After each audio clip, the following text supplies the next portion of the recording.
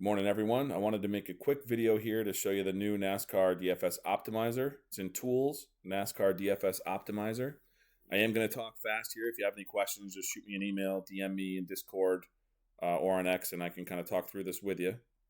It'll load the slate. When there isn't a slate to load, it just gives you an error message right here. I'll go ahead and click O'Reilly because we have that slate loaded in here to show off everything today. You can sort these columns any way you want to. I'll sort by starting position just to kind of go through this briefly. It'll tag roles for all the drivers that are assigned one or deserve to be assigned one. Dominator, the guys we expect to lead laps, win the race. High upside is like a high floor, high ceiling type play. Solid plays are more just, like lineup fillers throughout. Upside leverage, this is a big one, like a higher ceiling, lower own type play. And man, did those two just smash in that role. So upside leverage is a good one to keep track of here. And then salary savers, good fillers. What's cool about this is all numbers based, this role tagging. So there is no bias here. We're not telling it who to assign, all numbers based. Kind of cool, should help lead you in the right direction. We'll start with the basics up here. Lineups, you can make up to 150. Salary minimum is, any lineup you make will at least use that much salary. Salary max, any lineup you make won't go over that salary. Global max percentage, so you put it 50 here. When you make lineups, no driver will be owned more than 50% of the time. Ownership max, so that's going to be when you make your lineups and go to lineup page. If you think your lineups are too chalky and you want to lower that, that's the total max percentage, all 6 guys, or 5 if you're playing FanDuel, added up together. So you can lower that, and then it might force some lower own plays into your lineups. Global pair max percentage. This is how often one driver is going to be paired with another driver throughout the set of lineups that you build. This we're not going to touch right now, or really week to week too often until we get to like a super speedway, maybe Daytona, Talladega type races. But you can do this individually, and I'll show you that in a second. If you don't want to mess around with the global max percentage and all these, min, max down here, maybe there's 100 different things you could do. You can just use variance. Variance will work in a smart manner here where it's not just going to damage someone's projection to cram things in. The way that we built this will kind of really spread your exposures in a smart manner. And that's whether you're using the optimizer or the 200K sims. So talking about that briefly, you can use this where it'll do it based on the points, like a regular optimizer, or you can do this based on the 200K sims, which would be from our optimal lineups from the 200,000 simulations that we've done for the race. And again, this will always pick in a smart manner. It'll pick you the lineups that were optimal most often. So again, build any way you want to. For our purposes here, I'll do 100 lineups, and we'll do a global max of, say, 45% just to show that works. We'll do it on the regular optimizer. We won't use any variance. I'll just have it kind of spit out the lineups. So let's say we're going to build for this slate. One thing I knew right off the bat in this slate is I am not playing Cletus, and I'm not playing Cram. So I'm going to go ahead and exclude those guys from my lineups right now. There's just no way I want any part of any of that. Then we go to our build rules. So again, if you're using the points part here, the regular optimizer, you can build it with any objectives you want. Turn this on. Say you're at Daytona. Starting position. You can keep it as high or as better. Maybe move that up. You still want guys with some good ceiling, and then maybe you want to round it out. The guys who are optimal in our simulations. Boom, now we're at 100%. Now when we run our lineups, it'll use these weights only. It's not going to use the average points. Or you can turn it off. It'll always default by average points if you have this turned off. You can also load starting positions, from the front, the back, and include however many you want from that area. For myself personally last week, stacking groups, I thought this was the best way to do it. You load this. These drivers will sort by starting position, which is really cool. Makes it easy to group guys together.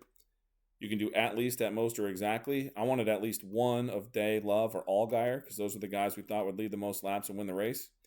And then also, I wanted at most 2 of those guys because I didn't want it to cram all 3 guys into a lineup and then put 3 duds with them. I just didn't think that was a high upside way to build. You can also do things like, say you want to add a group and do at most, maybe one of these duds in the back. So you don't want to play like all punts, like we're saying. So it kind of goes along with the last rule I put in here. So I'll just leave that in there just to show that it works. You can also select here drivers never to be together. So say there's a race where you're like, man, I really don't think the drivers starting 1 and 2 are going to be optimal together. Fine, then just make sure they're never in the same lineup. You can do that right here. Conditional max percentage. So this is saying, if I have a lineup with Corey Day, I don't want to see Jesse Love in that same set of lineups more than 25% of the time. And I'll probably add this in here for all those guys. So let's do like every combo of those three. Allgaier and Love no more than 25% of the time. And then we'll do Day and Allgaier as like our last combo here. Conditional max percentage, 25% of the time. And that's just because I don't want, these guys all have great projections. I don't want them just all crammed into every single lineup that's in there. I kind of want some diversity. So do something like that. Again, the easiest way to do that, if you're in a jam, just want to be quick making it, is variance. Or if you just prefer to use variance, because, it's a good way to build as well. So let's say I got all my rules set. I want to set lineups here, or create lineups. I'm just going to click generate lineups. Now, this says it can take up to 30 seconds, and it really can. I mean, it's doing all those rules I just put in. It's going through all the projections. And then you think about if you switch to and you're using the picker from 200K Sims, I was doing all your rules and then picking all the lineups that were optimal most often from the optimal lineup. So it does take a minute to build these lineups. But the cool thing is, once they're built, they're going to pop right onto the lineups page. All the role tagging will be there on every driver, and all the exposures will be listed right on the right-hand side. So you can go through those and kind of, with a fine-tooth comb, and make sure it's everything you wanted to build. And then I'll show you, you can save these sets and build a subset from that. So once the lineups are built, there's a lot you can do with them. There they are, 100 lineups on the lineup page.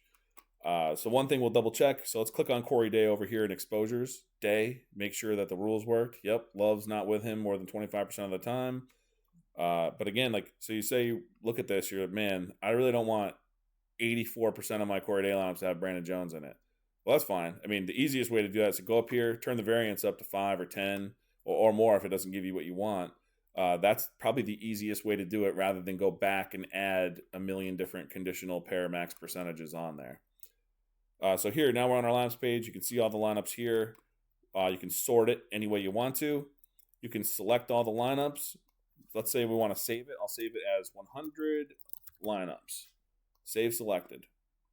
Go to my save sets. There's my 100 lineups. You can either view the exposures, or you can actually load the lineups and it'll kick it back to the lineup page. Now, what's cool, say you want to build a 20 max, and you're like, man, I really just don't want to run this again. I trust what's in here. You go subset, 20 lineups. Say I don't want any driver in those 20 lineups more than 50% of the time. Build subset. Boom. Now I have a 20 lineup set directly from those 100 lineups. What it won't do is it won't do the same rules that we just had. It's built from those lineups, but now, like you'll see, Corey Day is paired with Jesse Love 60% of the time. So again, this is just going to take the best lineups, but it's a quick way to build. If you wanted to build a subset, you could select all those, call it your 20 lineup set, save that, and now that's in your save sets as well. If you wanted to follow the same rules, they're already in here. So you just go up, hit 20, and build 20 lineups that way. So, pretty simple there. What's cool about this as well is if you want to build a couple different sets, say you're going to build, I'm going to lock Corey Day into 50 lineups, save them, save as like your 100 lineup set. Then you want to lock 50 Jesse Love lineups, save them.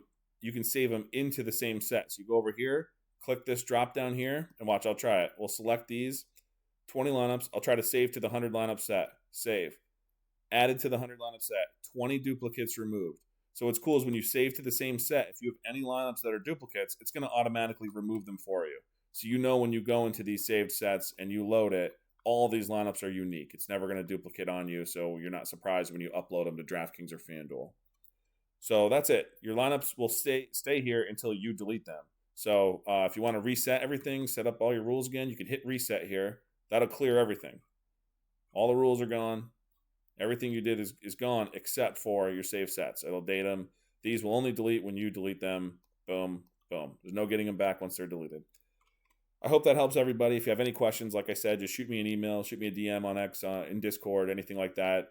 Greg and I will kind of walk everything through with you. And if you have any questions at all, just let us know. We're here to help.